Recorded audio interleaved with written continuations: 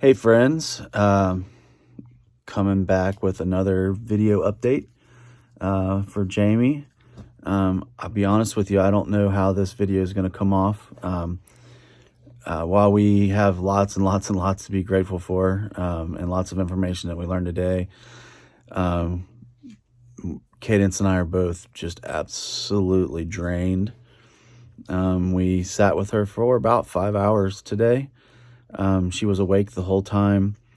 And again, we learned a lot about, what she's going through and stuff. So the nurses talked to me and told me that,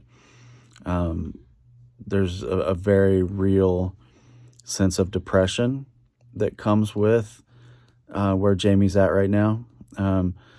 Somebody such as her who takes care of herself, has 5 kids, runs a household, has a full-time job, is very, very, very used to taking care of things and getting things done. And now that she's awake, initiating her own breathing, she does have the assist on the ventilator. So I did want to clarify that she is technically still on the ventilator, but she's initiating all of her own breaths, and the pressure from the ventilator is what assists her. So she is breathing on her own with the assistance of the pressure setting on the ventilator. And it is set to where if she would stop breathing after 20 seconds, it would kick into the regular mode and breathe for her as it did when she was fully on the vent. But anyway, that being said, she's fully aware that she's laying there and she's breathing. She can't talk because of the trach. She mouths words and phrases and she tries to talk. And she gets frustrated because we can't understand what she's trying to tell us. And she's laying there and she realizes that she can't do anything for herself. And you can see it in her eyes, and it was really hard. It was really hard today. But they told us just to keep encouraging her. So we did. We just kept encouraging her, kept talking to her. I've FaceTimed her mom. Her dad and stepmom came down and visited. I FaceTimed the kids a couple of times. Her sister, and just tried to lift her spirits up. But it was the hardest thing in the world to walk out of there because she was so tired, and every time that she would drift off, her head would snap over to where I was sitting to make sure I was still sitting there because she didn't want to be there alone. And I'm so conflicted because I know that at a drop, I can make a phone call and I could have somebody there every 15 minutes to visit with her. But at the same time, with COVID and all the craziness going on, and just the season, just it being flu season and cold season, I'm scared to death to invite people to go down to see her and take a chance on her catching something and it derailing her recovery. So yeah, I don't know what to do about that. I know that her mental health is key to this. Like if she doesn't feel like she's making progress, then she's going to want to quit. And, so I prayed. I did the only thing that I know to do.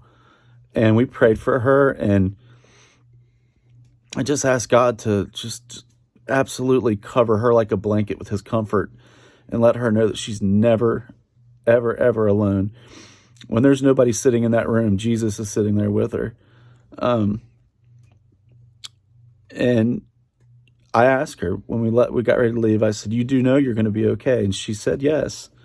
She nodded and said yes. And I called the kids one last time and let them say goodbye to her, and they loved her and told them good night and stuff. And she looked at me and said, "Thank you."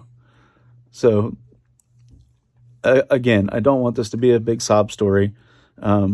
because we learned so much today. They're actually going to come. They're supposed to come in tomorrow. There's a company, I can't remember the name, but it sounds like she's not going to end up in a nursing facility.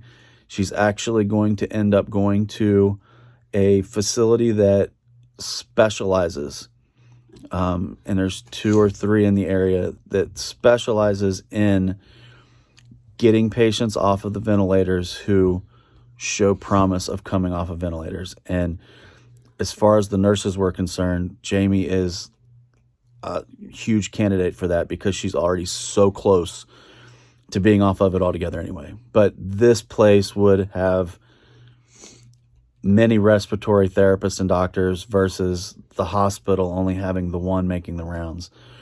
They would be able to focus on her care and her needs, all the while doing physical therapy. And I'm going to tell you right now, today, she was legitimately dancing across the bottom of the bed frame.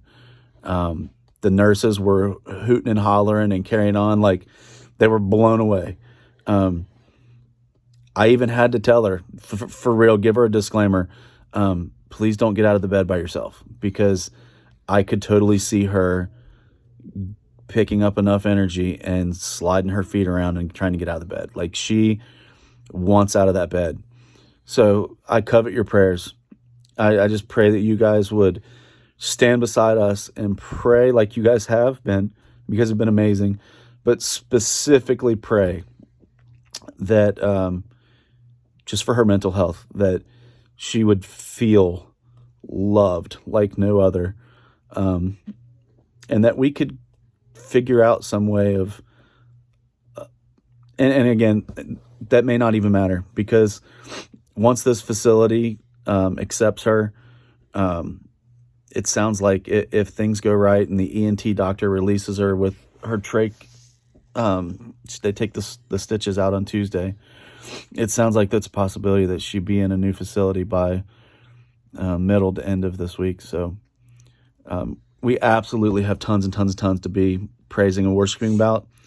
So I don't want the tone of this video to take away from that. So Father, thank you. You're doing a good thing.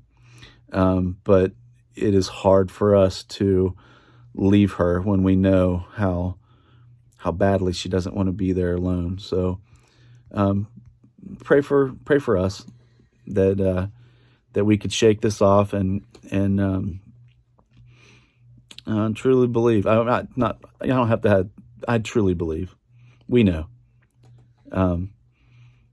We know that she's going to be okay. We know she's going to be okay, and this is just another little stepping stone to the road to her recovery. So thank you guys all so much, and we'll follow up when we have more information. We love you guys.